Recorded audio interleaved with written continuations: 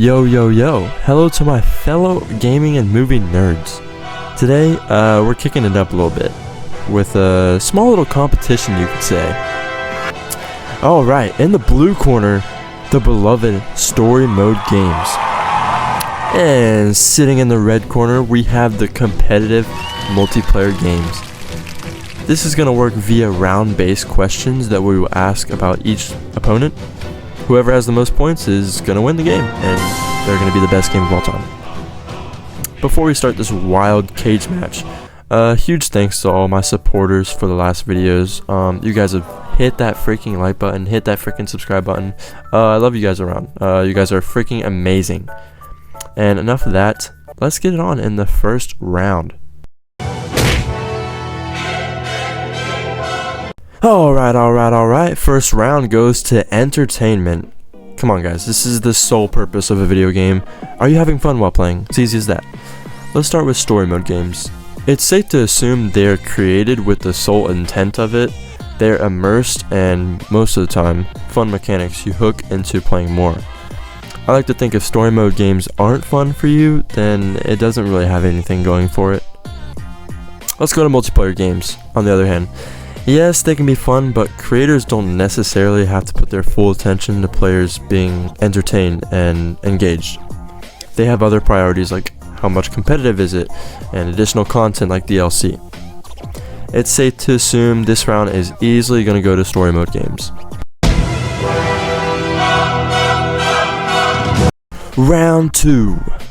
Sorry, I don't know why I made like a super like voice like that. I don't know. Let's keep going. Round 2. Player base.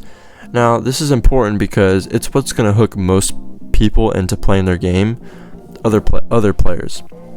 How open and inclusive are the other players in these communities? Let's start with multiplayer.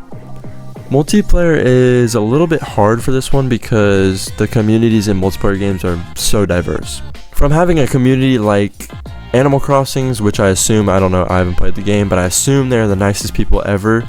And then you have communities like Valorant, which I hopped on the other day and I got extremely bullied. So it's a little weird. It's easy to feel targeted and receive hate for some of the multiplayer communities today. Like you can go into a game and people will just hate on you for no reason at all and for you being bad. Story mode is a little bit different. I found that more player bases of story mode based games are a little bit more inclusive and helpful when you're first starting. Like when I first started gaming, I had a friend that would always he would always tell me about these new story mode games to play. He was like, yeah, you need to play this, they're all amazing and stuff. And he always gave me tips and stuff. And if you guys haven't watched my previous streams on Outlast and all the indie games I play, everyone in the chat is so nice and helpful, so it's a little biased for me. So let's also take a game like Last of Us. I know many people who are watching have seen or played Last of Us, and many enjoyers of this series are all so helpful and welcome to the game. The first time I started playing The Last of Us, I had another friend who just gave me all the secrets and stuff and how to get all the nice weapons, and he's freaking great, so I'm thankful for that. And they're always like welcoming you into their game. They're so nice. I freaking love story mode game communities. Let's go. So this round is going to easily go to story mode games again. Is this going to be a clean sweep? Round 3 is replayability. How many times can you play this game and receive satisfaction from it? Let's start with multiplayer again. Multiplayer games have some of the best replayability, with it having constant updates and new players to keep up with. They can also include competitive based play that can keep you in the game for long periods of time. Another thing that's big for these multiplayer games is the reward system. Most multiplayer games nowadays have in-game rewards for time commitment to the game, so essentially how much time you put into the game is going to bring you more and more rewards. Story mode games, not so much. Yes, the first run through of the game can be super immersed and entertaining, but beyond that, a replay of the game will not be as fun as the first. It just won't. And yes, they can include extra rewards for second and third playthroughs and all that story mode plus. They do that a lot, but already knowing the story and events that happen can really take the immersion out of it.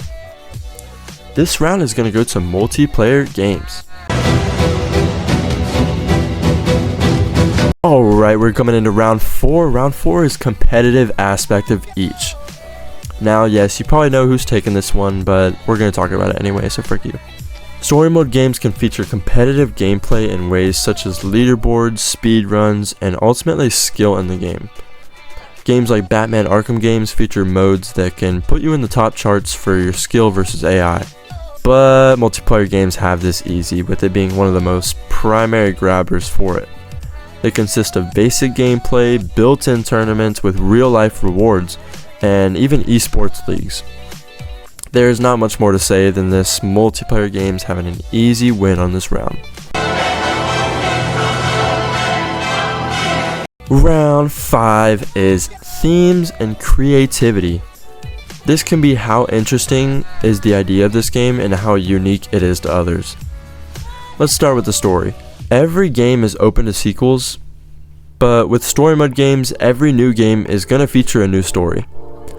Most of the time they aren't the same game from its previous, with a feeling of refreshment and not abundance. There are new story mode games coming out every day with new ideas that no one has thought to make. Multiplayer games, on the other hand, they can be a little bit hit or miss. It's frustrating with these games because they can have some really creative ideas, like Multiverses, the game that actually fell off. Yet most of the time it's easy for a multiplayer game to create a sequel that is just another game with better graphics than the original. I've never been big on sports games like the EA games, but these are prime examples of what I'm talking about. And yes, I can hate on all the 2K games and Madden games I want, frick you. Round 5, story mode games. Round 6 is progression. How much can you play this game and earn rewards for it? How much can your character improve the more that time passes? Multiplayer games and story mode games can both be grindy. You can put so much time into either and still receive the experience and levels. This is a hard round for me because personally I've found games of both types that you can really dump hours into them and keep getting more and more. There are story mode games like Elden Ring, Borderlands, and Minecraft where you can always get better and get more rewards.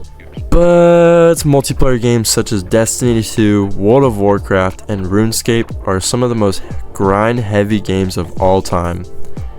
This round is one of the closest ones, but it's gonna go to multiplayer. Alright, we are coming into Game 7, last round. We got a 3-3 tie. Who's gonna take it all? Let's see. If you think it's story mode games, then hit the subscribe button. If you think it's multiplayer games, hit the subscribe button. Yeah, just hit the subscribe button. The round is gonna be setting and world building. How beautiful is the setting or the maps? How interactive is the environment around you? How much awe can you project? Let's start with multiplayer. There are so many multiplayer games with maps that are just so beautiful and enjoyable to look at. Overwatch, Valorant, and Sea of Thieves are games I typically find myself always in shock of how amazing the setting is. Like, for real, the Sea of Thieves, like, open world is just, oh my gosh. Sometimes I'm just sitting on my ship and just looking at the sea. The world building is also great. New things are changing every minute you play, and it really keeps it fresh and welcoming. Story mode games are kind of the exact same. Games like Jedi Survivor, God of War, and Red Dead Redemption are just so beautiful and are constantly being praised for its open world. These games feature tons of AI that are constantly changing and adapting to the choices you make. I believe the enhanced graphics of story mode games kinda help the setting reach its max perfection. This round was honestly a close one for me, and honestly I love both games. They're both great, and you can play whenever you want. Don't listen to me, but you can listen to me if you want. But this round is gonna go to story mode games. Something about the setting and the open world is just so beautiful and mesmerizing to me, and it's gonna take the cake with it winning 4-3. I hope everyone watching enjoyed this little 1v1. Nothing too serious. Obviously I'm not telling you to not play multiplayer games anymore. I love them so much. I'm constantly playing them every day because I'm a nerd. The point of this video is to just highlight what each game exceeds on and why you should play each one. I had a lot of fun with this video, and if you did too, hit the like button. And if you want to see more, comment down below any more 1v1s I should do if you guys like that, and comment down below. Also, you can hit the subscribe button for the 5th time, and just letting you guys know, I give free toe massages to my subscribers. Alright, this was XP Tyler, and I will see you in the next one. Later, nerds.